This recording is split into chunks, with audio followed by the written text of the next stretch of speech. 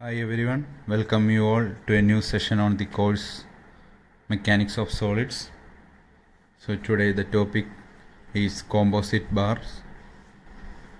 Module 2-നെ base ചെയ്തുള്ള ഒരു ടോപ്പിക്കാണ് composite bar. Already stresses developed in the axial loaded മെമ്പേഴ്സുള്ള സ്ട്രെസ്സ്, സ്ട്രെയിന്, ആ ഡീറ്റെയിൽസൊക്കെ ലാസ്റ്റ് സെഷനിൽ നമ്മൾ ഡിസ്കസ് ചെയ്തു. സോ ഇന്ന് കോമ്പോസിറ്റ് ബാർസിനെ പറ്റിയാണ് പഠിക്കാൻ പോകുന്നത്. So what is a composite bar? So it is a combination of 2 or more different materials. Okay, ഇതുവരെ നമ്മൾ സ്പെസിഫൈ ചെയ്തതെല്ലാം ഒരു മെറ്റീരിയൽ, അതിൻ്റെ മെറ്റീരിയൽ പ്രോപ്പർട്ടീസായ യങ്സ് മോഡുലസ്, റിജിഡിറ്റി മോഡുലസ് ഒക്കെയാണ് പറഞ്ഞത്. ബട്ട് ഇവിടെ കോമ്പോസിറ്റ് ബാർ ആകുമ്പോൾ it is made up of 2 or more different materials. രണ്ടോ അതിൽ കൂടുതലോ ഡിഫറെൻറ്റ് മെറ്റീരിയൽസിൻ്റെ കോമ്പിനേഷനാണ് ഇവിടെ composite bar. So this composite bar consisting of bars of equal length. രണ്ട് ബാറിൻ്റെയും ലെങ്ത് ഈക്വൽ ആയിരിക്കും. ആൻഡ് ആ ഒരു രണ്ട് മെറ്റീരിയൽസും ഒരൊറ്റ സിംഗിൾ യൂണിറ്റായിട്ടാണ് വർക്ക് ചെയ്യുന്നത്, ഓർ സിംഗിൾ യൂണിറ്റായിട്ടാണ് ബിഹേവ് ചെയ്യുന്നത്. ഓക്കെ, സോ അന്നേരം ഈ കോമ്പോസിറ്റ് ബാർസിനെ പറ്റി പഠിക്കുമ്പോൾ അറിഞ്ഞിരിക്കേണ്ടത്, composite bar is subjected to axial load. Axial load തന്നെയാണ്. ആക്സിയൽ ലോഡിൽ തന്നെ ടെൻസൈലും ആവാം, കംപ്രസീവ് ആവാം. ടെൻസൈൽ ആയാലും കംപ്രസീവ് ആയാലും അറിഞ്ഞിരിക്കേണ്ട കാര്യം, രണ്ട് മെറ്റീരിയൽ ആണെങ്കിലും the net elongation or the extension or the elongation in different materials, രണ്ട് ഡിഫറെൻറ്റ് മെറ്റീരിയൽ ആണെങ്കിൽ പോലും it behaves as A single unit, ഒറ്റ യൂണിറ്റായിട്ടാണ് അത് വർക്ക് ചെയ്യുന്നത്. ഓക്കെ, അങ്ങനെ ആയതുകൊണ്ട് അതിനകത്തുണ്ടാവുന്ന ഇലോങ്ങേഷൻ അല്ലെങ്കിൽ എക്സ്റ്റൻഷൻ എന്ന് പറയുന്നത് രണ്ട് മെറ്റീരിയലിൻ്റെയും സെയിം ആണ്. ആണ് ഈ first point. Okay, then second point is the total load carried by the composite bar.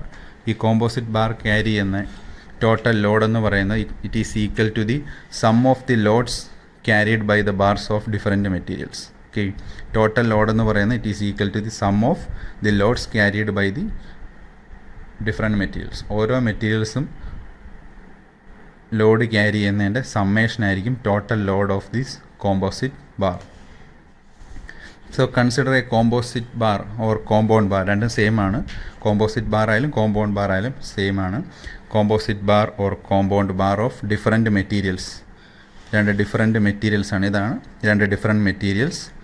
So different materials ആയതുകൊണ്ട് യങ്സ് മോഡുലസ് E1-ൻ്റെ വാല്യൂ കൊണ്ടും Young's modulus of the second material E1 and E2 they have different cross sectional area A1 and A2 and different modulus of elasticity. So different materials ആകുമ്പോൾ different modulus of ഇലാസ്റ്റിസിറ്റിയും ആവും. So we R applying the A tensile load P along this composite bar, and due to the application of this load P, ഈ ഒരു load P apply ചെയ്യുന്ന നേരം let sigma 1 and sigma 2 be the corresponding stress. ഓരോ മെറ്റീരിയലും, first മെറ്റീരിയലിൽ ഉണ്ടാകുന്ന stress sigma 1ഉം second മെറ്റീരിയലിൽ ഉണ്ടാകുന്ന സ്ട്രെസ്സ് സിഗ്മ 2ഉം.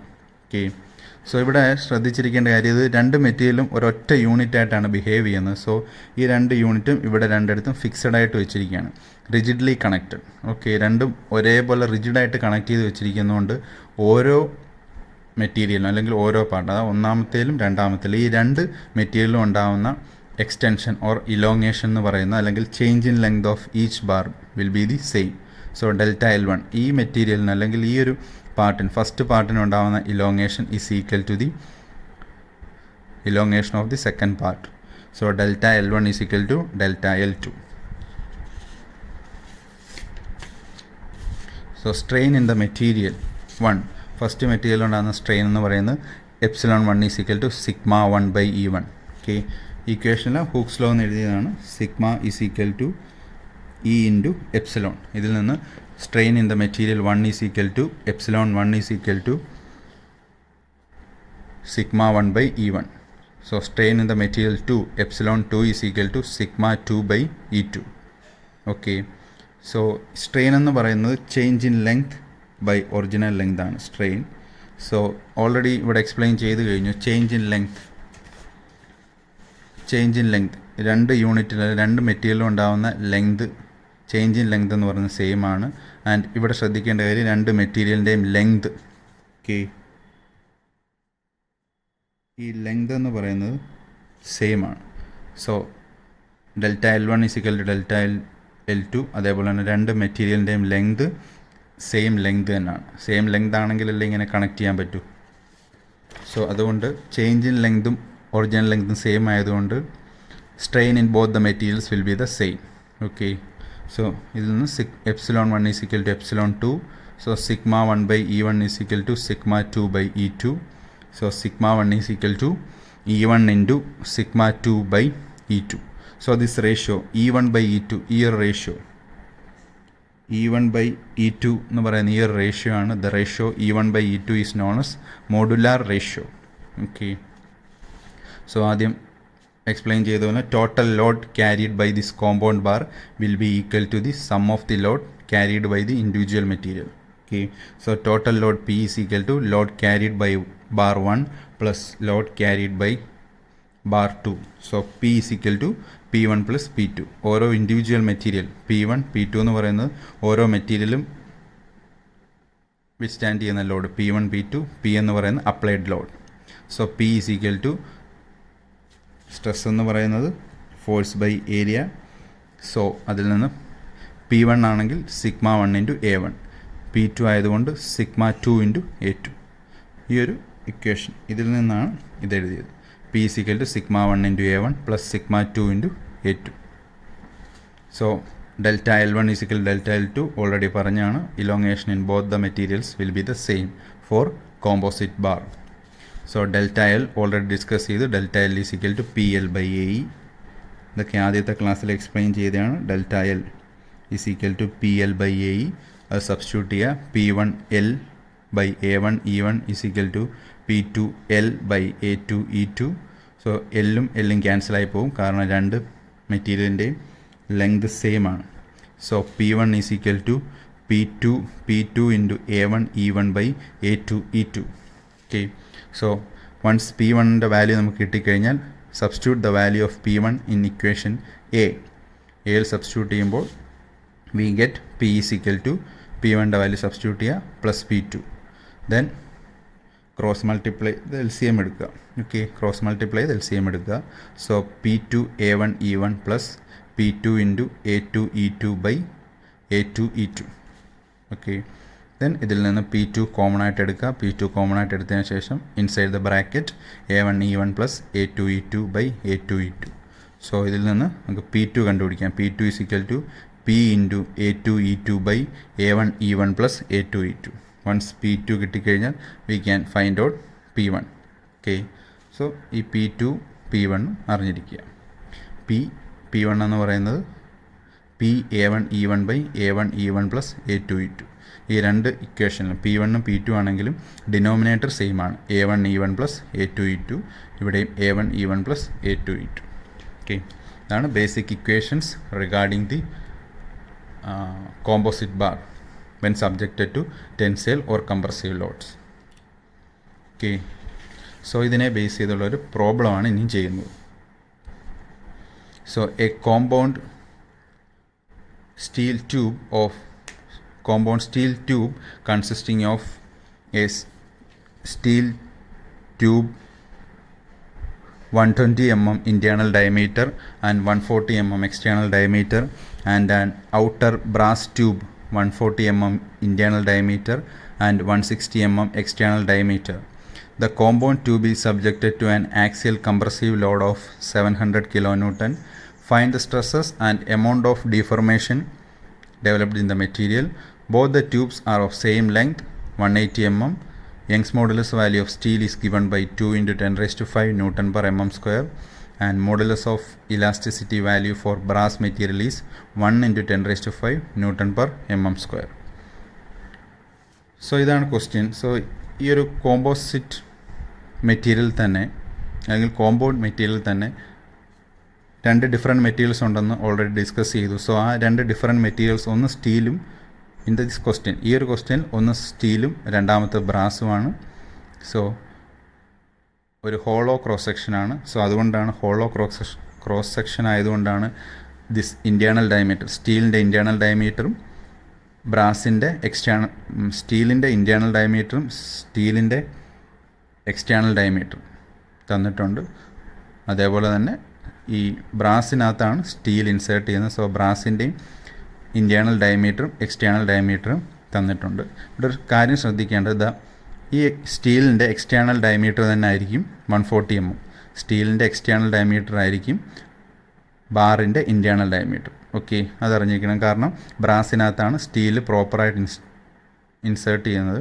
സോ പ്രോപ്പറായിട്ട് ഇൻസ്റ്റാൾ ചെയ്യണമെങ്കിൽ ദിസ് സ്റ്റീലിൻ്റെ ഔട്ടർ ഡയമീറ്റർ, ദാറ്റ് ഈസ്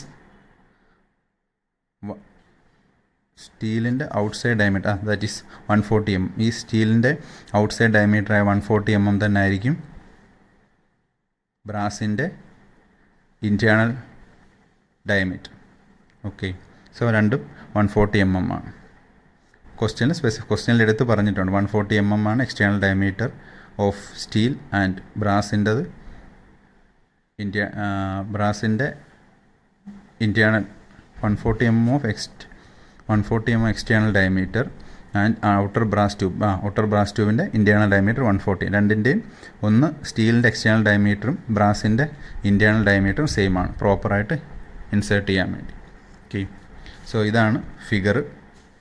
രണ്ടിൻ്റെയും ലെങ്ത് 180 mm ആണ്. സോ ഇതൊരു ഹോളോ ക്രോസ് സെക്ഷൻ ആയതുകൊണ്ട് area of cross section of steel tube, that is already ഒരു സർക്കുലർ ക്രോസ് സെക്ഷനാണ്. അതിൻ്റെ ഏരിയ എന്ന് പറയുന്നത് π/4 d² ആണ്. ഇവിടെ ഹോളോ ആയതുകൊണ്ടാണ് π/4 into outer diameter square minus inner diameter square.